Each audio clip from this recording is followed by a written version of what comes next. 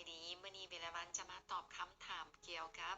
พยาธิอักเสบปอดเชื้อจุลโรคสายพันธุ์ใหม่สามารถแพร่ระบาดโดยพันธุ์ดวงตาได้บ่เพราะว่ามีแฟนเพจหลายท่านก็สนใจคำถามนี้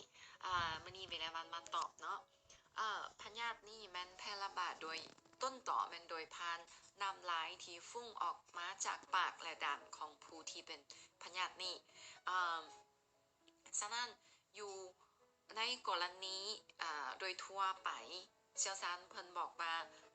พยาธินี้บ่ฮอนจะแพร่ระบาดโดยผ่านดวงตาได้ฉะนั้นในเวลาเฮาออกไปนอกมีแต่ระวังว่าถ้าว่ามีท่านใดกำลังมีผู้ที่อยู่ใกล้ๆหั่นถ้าว่าเพิ่นกำลังจามหรือว่าไอให้ระวังบ่ให้ใกล้กับเพิ่น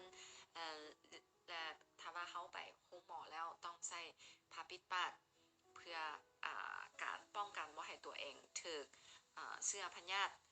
มีแต่ว่าในกรณีพิเศษสมมุติว่าอยู่โรงหมอที่ได้มีคนเจ็บเป็นพยาธินี้เต็มและท่านหมอยังต้องไปใกล้กับคนเจ็บที่เป็นพยาธินี้พวกเพิ่นจึงจำเป็นต้องใส่แว่นตาเฉพาะเพื่อป้องกันบ่ให้ตัวเองติดเชื้อพยาธิอันนี้คือคำตอบในกรณีโดยทั่วไปพวกเราบ่ต้องเป็นห่วง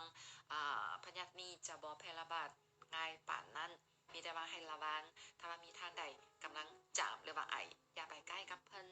และอีกอันนึงก็คือพยาธินี้ยังสามารถแพร่ระบาดโดยผ่านขี้มูก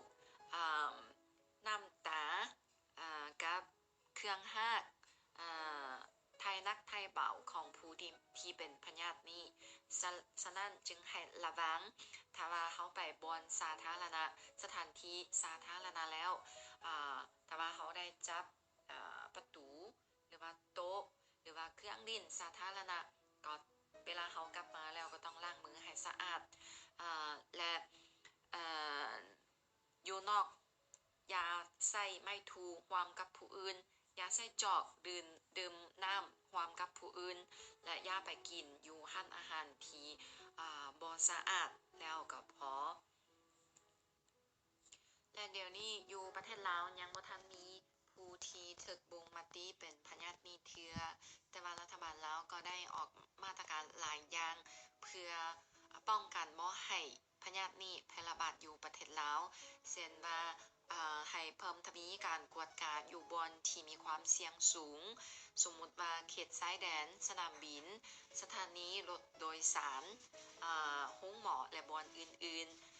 ตามที่วิลาวันได้อ่านจากข่าวว่าอยู่สนามบินสากลมัดไต่ก็เริ่มใช้อุปกรณ์วัดแทกอุณหภูมิทางกายของผู้โดยสารแล้วและก็รัฐบาลลาวก็ให้การสถิติและติดตามสุขภาพของผู้เดินทางจากจีนเช่นนักศึกษา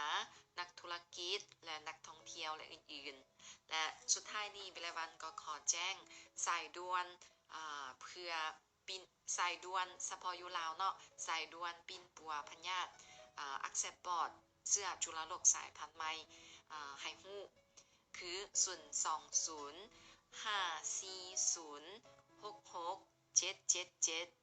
0205406 2 โตและ